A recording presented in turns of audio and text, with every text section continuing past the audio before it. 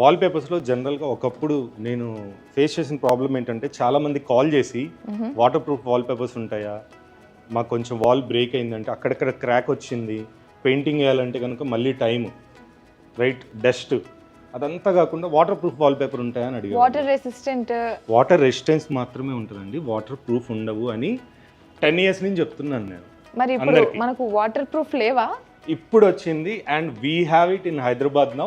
కొద్దిసేపు ఉన్న తర్వాత మీకు వాటర్ కూడా పోసి మరీ చూపిస్తాం. డెఫినెట్లీ. బట్ దానికంటే ముందు ఆడియన్స్ కి మనం ఒక విషయం చెప్దాం. Water proof and water resistance కి ఉన్న డిఫరెన్స్ ఏంటి అది మనం, ఎందుకంటే ఇప్పుడు వాటర్ ప్రూఫ్ అనేది ఇప్పుడు మనకి అవైలబుల్ గా ఉంది due to of course development మనం దీంట్లో చేసుకున్నాం కాబట్టి. బట్ ఇంతకు ముందు రెసిస్టెంట్ ఉండేది. So let's please tell our audience the difference అండి ప్లీజ్. మీరు ఇప్పుడు డిఫరెన్సెస్ చెప్పమన్నారు కదా, నేను చెప్పను, మీకు చూపిస్తాను, మీరు కూడా చూద్దరు కానీ ఒకసారి రండి. So water proof and water resistant difference చూద్దాం మనం. Yeah please. On wall paper. yes yes.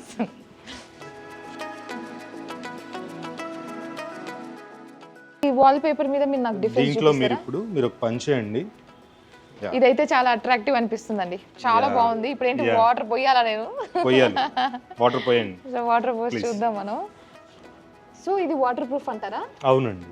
ఎందుకు ఇది వాటర్ ప్రూఫ్ అంటే జనరల్ ఇదివరకు లేవు, ఇప్పుడు ఎలా వచ్చిందంటే దీని మీద ఇప్పుడు మళ్ళీ ఇంకో కెమికల్ లేయర్ వస్తుంది. సో దట్ ఈవెన్ మీరు రెస్ట్ రూమ్స్లో కావాలన్నా ఇది వాడచ్చు. Okay okay right. సో ఇక్కడ ఎక్కడ కూడా డ్రాప్స్ కూడా ఆగట్లేదు, యాక్చువల్లీ జారిపోతున్నాయి. జారిపోతుంది. రెసిస్టెన్స్ అంటే ఏంటంటే సపోజ్ ఒక 3-4 సార్లు వాటర్ ఈ రోజు పడింది, రేపు ఒకసారి పడింది, హ్యాండ్ వాష్ దగ్గర పెట్టుకున్నాము, అఫ్కోర్స్ 4వ రోజుకో 5వ రోజుకో అది పీల్ చేసుకొని పాడైపోతుంది రెసిస్టెన్స్. వెరాజ్ ఇది ఏంటంటే అస్సలు పీల్చుకునే ఛాన్సే లేదు ఇంకా, ఎందుకంటే దీని మీద వాటర్ ప్రూఫ్కి వచ్చే తగ్గట్టు ఆ కెమికల్ లేయర్ ఉంటుంది కాబట్టి.